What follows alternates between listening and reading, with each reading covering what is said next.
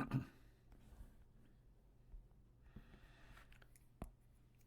right, welcome back. This is lecture 20.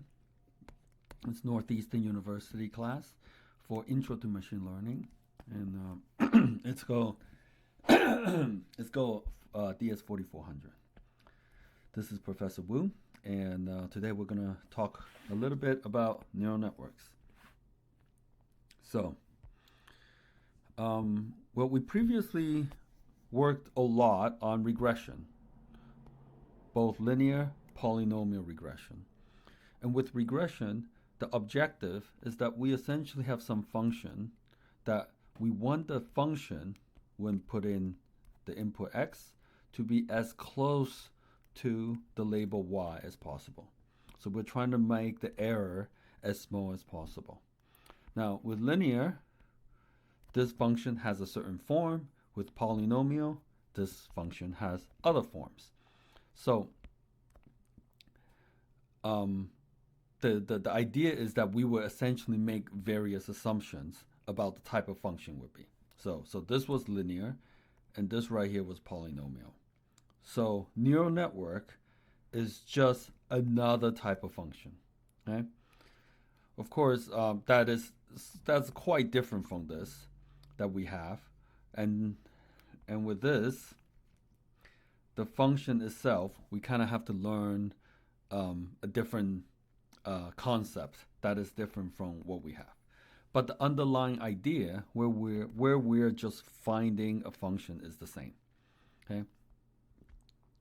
And just like linear regression and polynomial, remember the goal was to just find the weights. So if we know the weights, we essentially know the function. Neural network, similarly, also have weights, and once we find the weights, equivalently, we will essentially solve for the function. Okay? Now, they call this neural network because the structure of the function is inspired by the brain, where the neuron will fire, and then you will connect to another neuron and connect to another neuron. Okay? So it's inspired by the brain. We also use gradient descent. So the fact that you learn gradient descent will allow you to get the weight. And what differentiates like a linear regression is once you this is a linear model. It's not really expandable, but you can expand it this way by turning linear into polynomial. With neural networks, they're also expandable in size, and the way you will expand them is to make them either wider or deeper. So those are the two ways to do it. Now, there are many different kinds of neural networks based on their structure: multi-layer perceptron, convolutional, recurrent, large language models. While they have different sizes, different structure, they're ultimately just different functions, which we're trying to find the optimal weight. Okay, so you can think of all of them basically following the same pattern. So today we're going to learn the simplest form of neural network, which is called a multi-layer perceptron, MLPs, multi-layer perceptron. The input layer, okay, so this is like an example of a multi-layer perceptron. This is the input layer, this is the output layer. The number of nodes tells you the dimension of the input, and the number of nodes at the output layer tells you the dimension for the output. So this right here takes 2-dimension input, has a 1-dimension output. Okay? So what is here is the input, here's the output, and this right here is what's inside the network, called the hidden layer. Okay? So they're called the hidden layer. The hidden layers are the internals of the network. So right now we have one hidden layer, but many networks have multiple. So you have one, maybe there's another layer. So one hidden layer connects to another one, connects to another one. So how many layers of network? We call that depth. So the more layers we have, the deeper it is. Other way, if we make not just 3 nodes, but maybe 4, 5, 6, 7, this right here is called the width of the network. So this way is the depth, this way is the width. Okay? the output layer, right, this right here, we can picture that essentially as the output of the function we're looking for. So this right here is really altogether just that function. Now, for regression, the output is just 1 because you're predicting a number. But for classification, the output is normally equal to the number of classes. So let's say if you have 3 classes, right? That means the kind of output you will see is like 1, 0, 0, which will tell you that the classifier think it's category 1. Or you might get 0, 1, 0, which the classifier thinks that the output should be 2. That's what that means. In this here, notice that over here, there's 1 hidden layer, but over here, you can have 2 hidden layer. Therefore, this network is deeper than this network. Okay? However, they have the same width of 3. The next thing I want you to learn is within the hidden layer, each layer, there are anatomies of it. What's going inside the hidden layer is called pre-activation. What's the outside is called activation, post-activation. And what's inside it is called activation. Okay? So the activation is essentially a function. So a number will come in here, input, and then it will pass through an activation function. There are different kind of activation functions. The most common are linear, sigmoid, ReLU, tanh. So pre-activation, post-activation. These lines here are called the weights. So these are the numbers you want to find. And the way it works is that basically you have a number and you have weight. Let's say for this line, the weight is 1. For this line, the weight is 2. For this line, the weight is 3, right? So the weight, all it does is this will multiply by this and then go inside. This will multiply by this and go inside. So that's how these weights work. And when we design a network, what we do is we start by knowing what the dimension of input is. So that's the input. Then we decide how deep the network is, as well as how wide the network will be. And we decide which kind of activation function makes the most sense. Today, the most commonly used one is called ReLU. And then, once you have the network set up, the network is going to be essentially a function. You run gradient descent on this, and you find the weights. The problem is solved. So, how do you calculate pre-activation? So let's say this. Let's look at an example and assume that we have an input of 2, 1. Right here, 2, 1. Okay, you can see this as the input layer.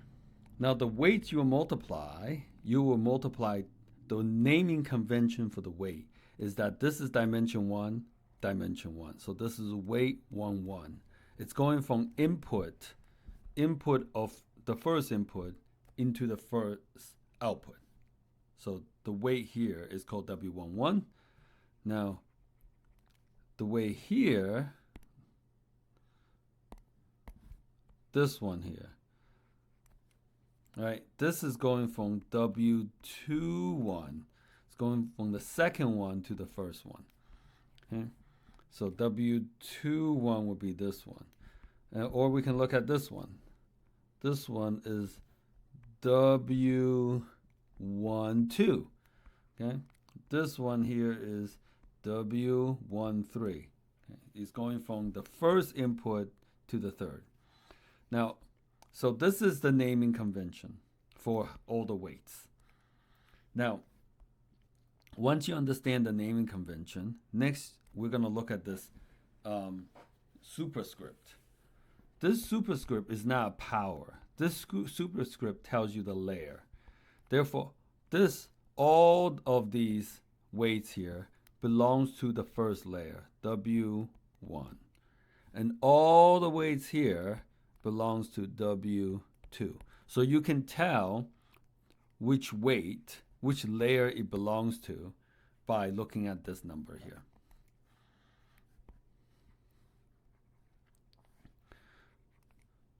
Okay. Now, so with this one right here, we want to calculate the pre-activation. So both of these lines are going to go inside. And the way it works is that 2 is going to multiply by the weight of 1, 1, right? So 1, 1 would be 1 here. And then this is going to multiply by 2, 1. 2, 1, 0. So the input here consists of 2 times W11 plus 1 W21. Okay, so this is how you calculate the pre-activation. This point right here. How do you get that number? You take this multiplied by the weight, this multiplied by the weight. And both of them have the input going into the same location. So this is how you calculate pre-activation. So let's see. So x1 times w11, x2. So you're going to get 2 here, and 0 here, right? Because that's 0. And then after you add them together, the value here is 2. So that's how you calculate pre-activation. So once you have a network, right? Once you have a network,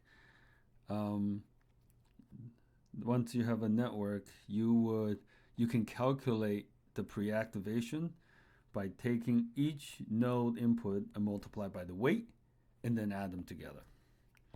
Okay, so let's say we calculate the pre-activation.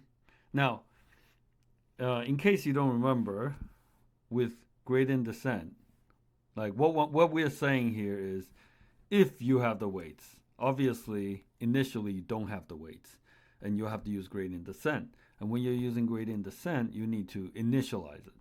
So I hope there's no confusion on that. Anyways, now that you calculate pre-activation, then you pass this value into activation.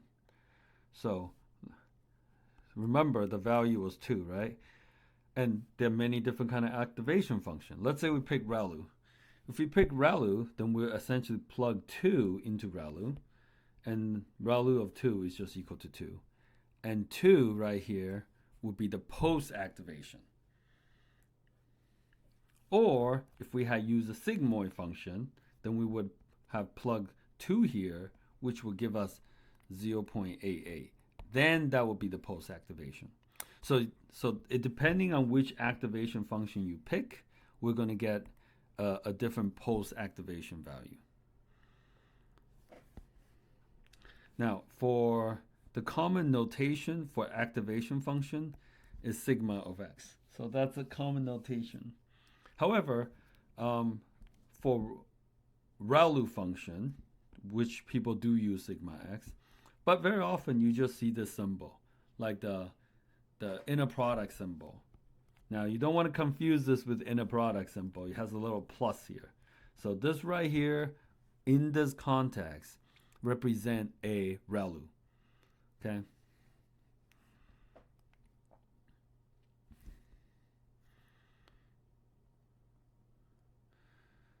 All right, so now that you know how to calculate the post-activation function, right? Let me see. Oh, yes. Now that you know how to calculate the post-activation, what you want to do now is take out a piece of paper and see if you can calculate the post-activation here and here as well, okay? So pause the video, see if you can calculate this, and then I'm going to go on now.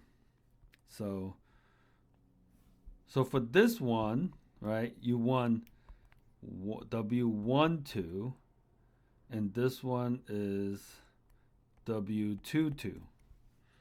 So x1 is going to multiply 1, 2. x2 is going to multiply 2, 2. Right? Giving us these results. If we add them together, you give us 3. We call the ReLU, which is 3. So we got a 3 here. For this one, third one, we want W13, W23, right? So if you do the similar calculation, you should also get a 3. So if you were to combine all of them, the result is 2, 3, 3. And we're going to call the post-activation symbol H. So H is equal to H1, H2, H3, which are 2, 3, 3. So post-activation. From here, we just, to get the output is really, really easy. The output layer, what you do is you have W1, W2, W3. All right, so it's just weight times W1, weight times W2, weight times W3. That will give you, their summation will give you the input. And this, there's no activation function at the output. Right? Nothing here, therefore, whatever you get as the sum is your final output. So you can see, you have the 3 weights, you're going to multiply by the 3 output, giving you an output of -1. Now, looking at them one at a time is really inconvenient. Like if you have to go find it, calculate it, go and find it. Luckily, we can compress these operations into matrix operations. Instead of viewing them separately, like this, we can just put them like W11, W12, W13 into a matrix format. Okay? And guess what? The pre-activation function, right, is simply the input times the matrix. So why don't we pause for a second and just see how the pre-activation result is simply the vector times the matrix. So this entire layer here, all the weights can be represented simply as a matrix. And then you just multiply the matrix. Notice how it gives us exactly the same answer. So take a second, convince yourself of this.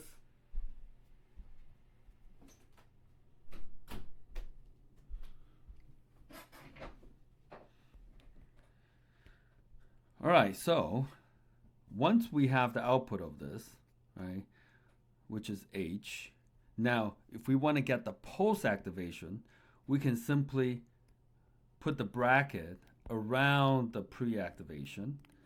And once we have the bracket, right, what it's saying is it's going to put ReLU through each number here through ReLU, which will just give us 233. So now this is the post activation right here. So you can calculate essentially from the input all the way to the post activation function, post activation with this function.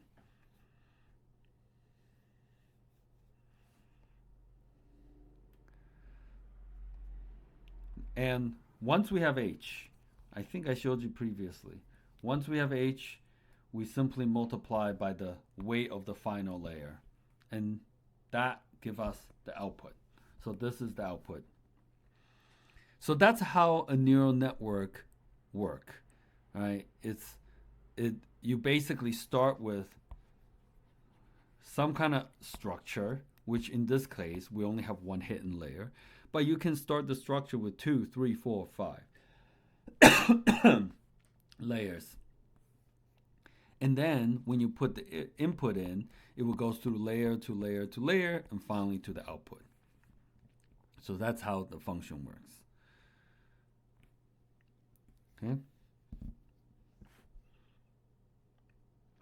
So instead of representing them one weight at a time, we're going to look at them as a compact way.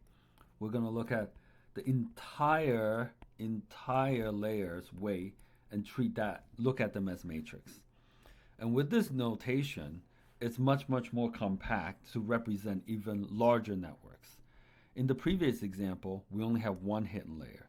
But in general, we can have multiple hidden layers, such as this, right?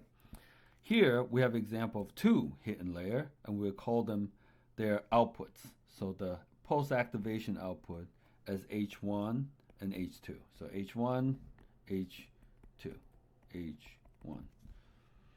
So you can see that we can represent the output H1, H2, and the function in relationship to each other. So you start with the input, multiply by the way, put it through the activation, that give you the output right here of H1.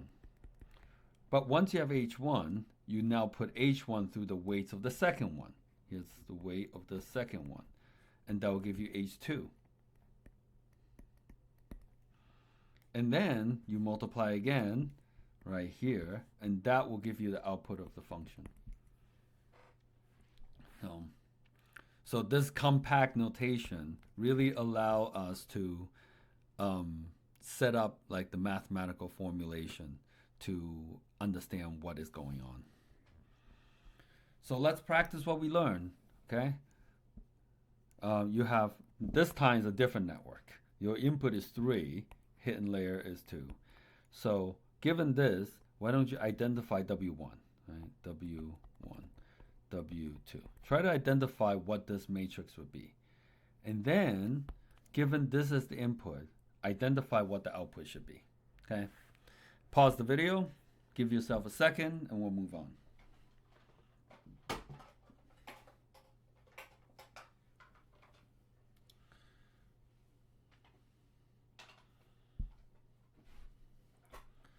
Okay, let's move on. Hopefully you were able to get the solution. You can play around with it yourself. Make sure you can get it. So, everything we've done so far assumes that if we do have the weights, then we know how to do the multiplication. Right? If we know the weights, then yes, we can multiply it and somehow get the output of the function. But how do we get the weights in the first place? Well, if you see the pattern from this entire semester, we will essentially use the objective, right? This is the regression objective, and run gradient descent, where we just update the weights. And therefore, as long as we can find the gradient, then the problem is solved. However, this is actually not as straightforward as the traditional gradient descent strategy, which in this case, most of the time it's done is through this process called backpropagation. So nowadays, most libraries, like advanced libraries, they do backpropagation for you. So, and they will find a gradient for you. So it's you don't really need to calculate the derivative anymore. However, if you don't calculate yourself at least once, you don't really know what's going on. So it's still really useful for you to at least know what backpropagation is and how it works. So today we're going to go over backpropagation so you have an idea of how the derivative is calculated in this structure. Okay, so let's look at the initial setup. This is the regression objective. And we know that the neural network represents have the variables W1 and W2, right? W1, W2. So these are the variables we want to find, the weights of the neurons. We also know that the relationship between the input and output is, so if we have the H here, so H times W2. H times W2 give us the output. And we can get the H using X input times W1 and pass it through the activation function. So this is all the way from the input to the output. For reasons that will become clear later, we actually don't calculate the entire W1 and W2 in the gradient descent algorithm. We calculate them one at a time.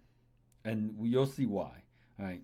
So instead, we actually break them up and calculate W1, W2 separately. So, given this, let's first find W2. Like I just said, we find them separately, and W2 is really easy to find, right? Because we know that this right here, if we want DLDW2, what it is DLDF and then DFDW2, right? Because this cancels out and you have this. And now if you have DLDF, what is that? Well, 2 carries over, right? And then, so we got this right here. And then we need to take derivative of this with respect to W2. So if you want to take derivative of this with respect to W2, then it's just H. Now remember, this is capital, but in this context, this is actually a vector because they're 2 numbers.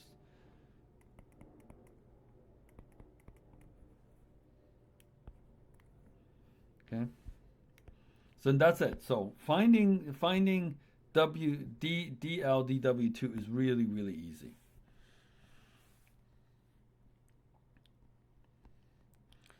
Now we want to find a derivative for W1. So after finding W2, let's now try to solve this again. But this time we're going to solve it for W1. And the way it works is DLDF, DFDW1, right? So this is how we're going to find it. In this case, DLDF is identical, so that's the same. However, DFDW1 is this kind of a complex thing that, you know, like what, how, well, we can see how this came about, that, but then how do we get the Hadamard product, right? How do we get the Kroneker's product, the outer product? So this will become obvious later. I'll show you guys how we got this. If you know how to take derivatives, then you should be able to get the same thing.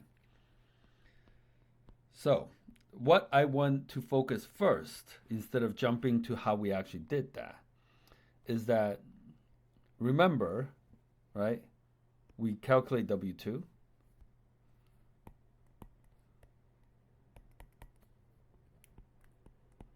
Okay, so we found the derivative for W2, and that was pretty easy, which was this. So if we know W2 already, this implies that we can run gradient descent with respect to W2. Now, I also showed you that the derivative for W1 is this thing. The part that I want you to see is that, notice W2 is inside the derivative of W1. Okay? Therefore, we need W2 to update W1.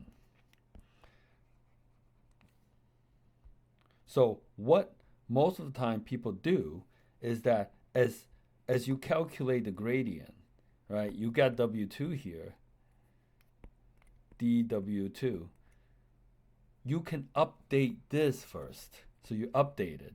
Once you update it, when you're updating W1, you can use the update version and put it here. And if you do that, use the updated version, put it here, then you can plug it into the equation itself.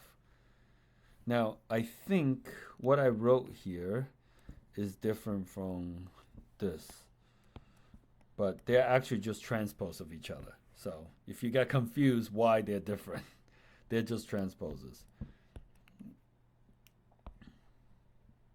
So that essentially, when we're calculating this one, we can get it directly. When we're calculating W1, we need W2. So we update W2, then we update W1. And of course, this pattern continues. If you have a very, very, very deep network, then you're going to update W. Whatever this W is, then you update this one using this one. Then you update this one using this one. Then you update this one. So you're kind of going backwards with the gradients. And this is why it's called backpropagation. You're propagating the gradients all the way to the beginning. And you would just end up solving DLDF, DFDH1. So the gradient just essentially gets bigger and bigger. And that's actually all. It's not very complicated if you understand the calculus part. Well, now that we know how this came about, let's actually see how to calculate this. Okay, how did I get this like Kronecker and Hadamard product in? All right. Well, in order for us to do that, the first thing I want you to do is, well, realize that if we have an x, and if we have a function of x that looks like this, then the df dx will essentially match the vector. So x1, then df dx1, right? For x2, we will have df dx2. For x3, will be df dx3. So it's matching. So for vectors, that makes sense. But for matrix, right, when we want to take a derivative with respect to matrix, I want you to realize that the pattern is identical.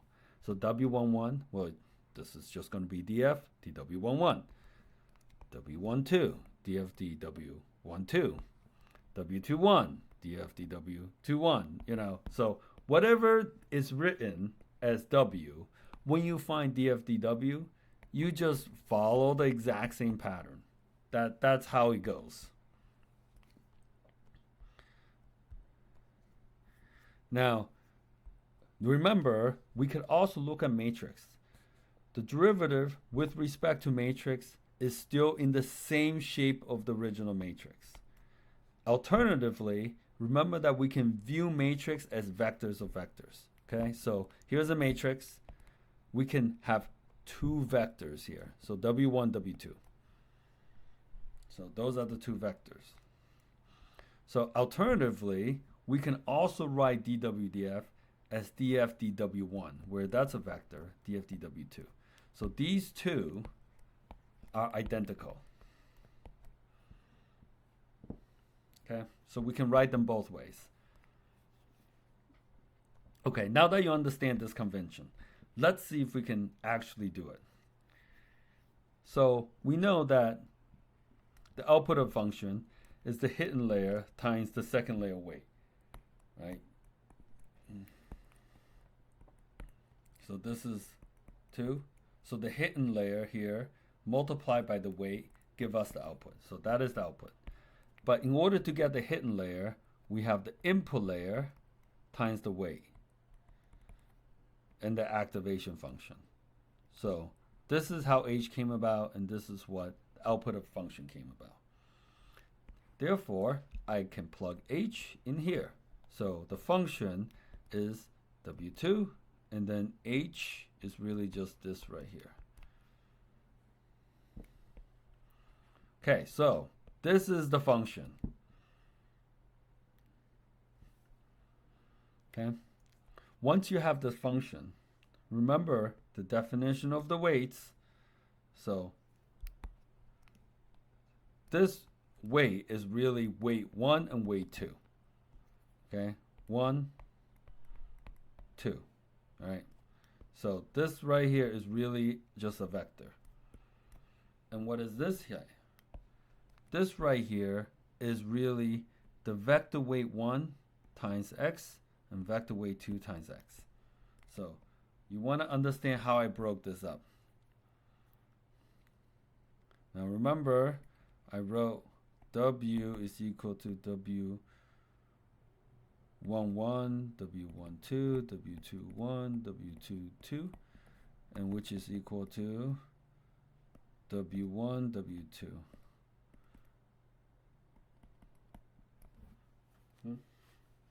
And therefore, when we have W1 transpose times x, which is just W1, 1 transpose, right? And then W2, 1 transpose times x. So x goes inside. That's how I end up getting this here.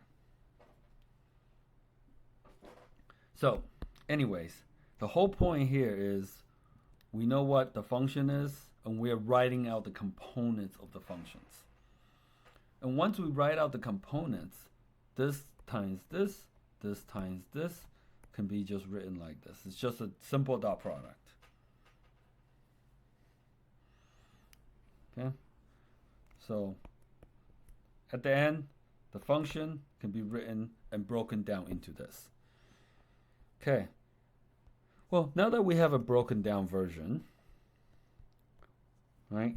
If we want to find df/dw as vectors, because that's a vector and that's a vector, right? Then it's just df/dw1, df/dw2. So we just take the derivative here with respect to w1 and then with respect to w2. So if you remember how to do this in calculus, right? This right here goes here. And then when you take derivative with respect to w1, this whole thing cancels out. And this right here, because there's a ReLU, it's 1 or x. So it's x here if this is greater than 0. And if it's not greater than 0, then the whole thing is 0. So this is how we got the derivative with respect to x1 here. And then the derivative with respect to w2 here. Right, yeah. So make sure you see how this is done. Now we just have to simplify this expression. So this is equal to this expression, right? Well, this can just be a Hadamard product. Well, actually, first, this is a scalar, this is a scalar. So this right here is equivalent to a scalar, alpha 1x, alpha 2x. And this x could be pulled out, alpha 1, alpha 2, as an outer product. So this is where the outer product comes in, x outer product. And then once we pull x out, this right here is a Hadamard product. So you can split all the w here and the 1s here. And therefore, these 1s is really, this is lowercase, this is just capital. This is, we're going to rewrite it into a single 1. And we're going to rewrite this as just w2.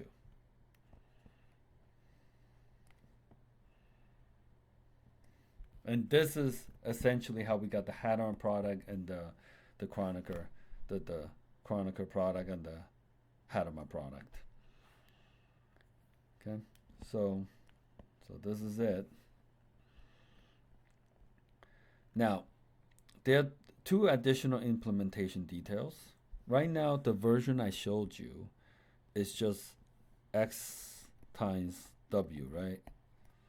However, very often we want to add a bias. So it's x times w plus some kind of constant.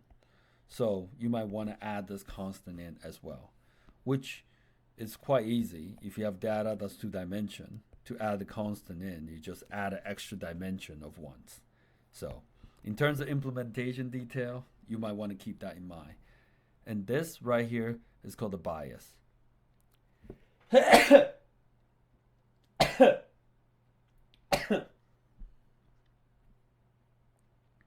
Okay, now I wrote the code to essentially run a very, very simple version of neural networks, and you can essentially study this code to see if you can understand it.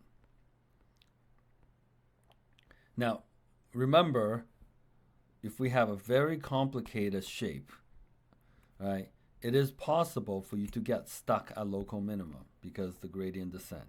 Now, with neural network, there are a lot of local minimums.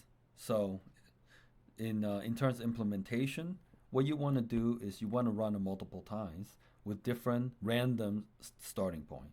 So maybe the first time you'll start here and you'll end up here. The second time you'll start here, you'll end up in the same place. But one of these times, maybe you start here and you end up here. So because you want to avoid local minimums, with simple network, you want to consider essentially run a couple times to see which one runs the best and try different step sizes. And let me see. Look at difference between, okay. If you find yourself consistently getting bad solution, you might want to try first changing the step size. Maybe your step size is too big. Second, the network may not be big enough, right? Third, maybe the gradient descent algorithm needs to run longer. You should maybe run 1000 loop instead of 200. Or the derivative equation that you use could be wrong. So in these two, let's see, to the right, the landscape of possible solutions may not always lead you to the right. Yes. So what that is saying is, notice this is heading towards 30 as the error, whereas this one is heading towards like 0.5. So the two of them are the same problem. However, depending on how you pick the step size, right? Depending on how you pick the network size, sometimes you may not be able to get a good solution, whereas other times you can. So you really want to play around with some of these width, depth, step size. All right, so this is actually the last class, and I've prepared some final words for you guys. So every single model, even simple models we've learned in the class, can be very powerful when used appropriately.